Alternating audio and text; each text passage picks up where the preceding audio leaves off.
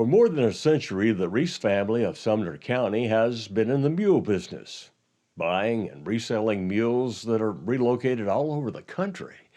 So when the Reese Brothers held their recent Mule Sale, well, it was a special occasion and a chance for us to discover more about this amazing, often misunderstood animal.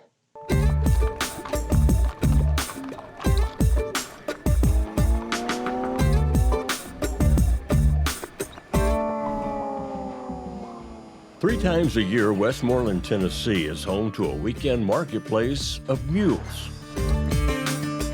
where buyers and sellers gather from all over the USA.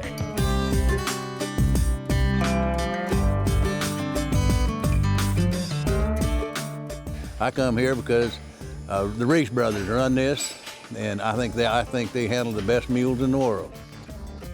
Dickie and Rufus Reese know their mules. They grew up with them on their family farm in Sumner County. And according to Dickie, a mule has more horse sense than a horse. Should something scare him and he runs, he'll run 30 or 40 feet generally and turn around and look back and see what scared him, where a horse will continue to run until he gets tired. A mule won't do anything to hurt himself. He will, if he gets hung in a fence or something, he will stop and stand there till somebody comes and gets him out. Most mules are smarter than people. Scott Saley runs an outfitting business near Yellowstone Park, where mules are a mainstay for trail rides. They're capable of doing anything. I mean, they can do anything a horse can do, you know, and some of them do them better than a horse does. You can't tell a horse guy that because they won't believe you, but mules are pretty awesome. Now, in case you didn't know, a mule is a cross between a male donkey and a female horse. All of these are riding mules, by the way, so they're quite friendly. Yeah, aren't you?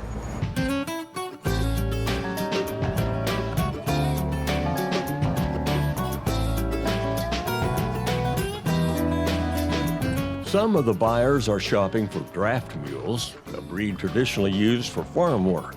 In fact, a number of Amish farmers have come here to buy and sell. Nowadays, most buyers are in the hunt for mules that are bred to be ridden. If you breed the jack to a quarter mare, you will get a quarter type they'll neck rein and back, and you can work cattle with them.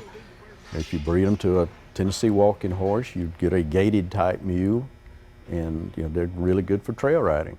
Ron Clayton has been running trail rides in the Grand Canyon for nearly 30 years.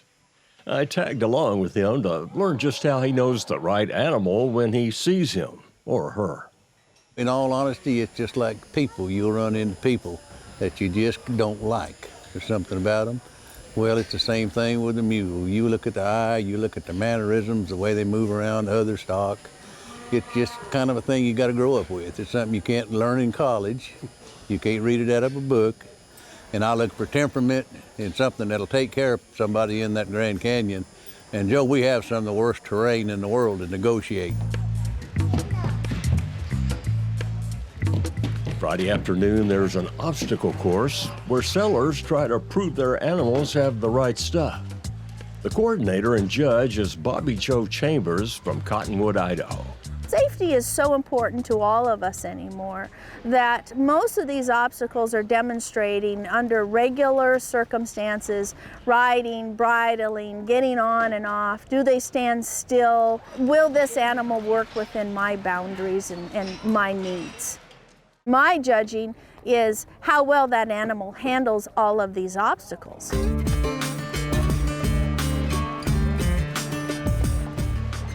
Of course, this is all a prelude to the main event on Saturday, when the auctioneer goes to work. Like I say, I want to thank everyone for coming out, celebrating 100 years of Reese Mules with us. The first one in here,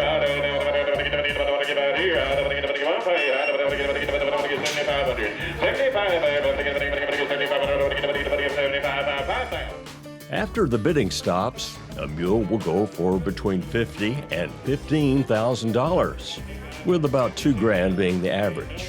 Biggest part of these mules will go west of Mississippi. They'll go into Arizona to the south rim of the Grand Canyon, to the north rim of the canyon, where They ride the Bryce and Zion Canyons.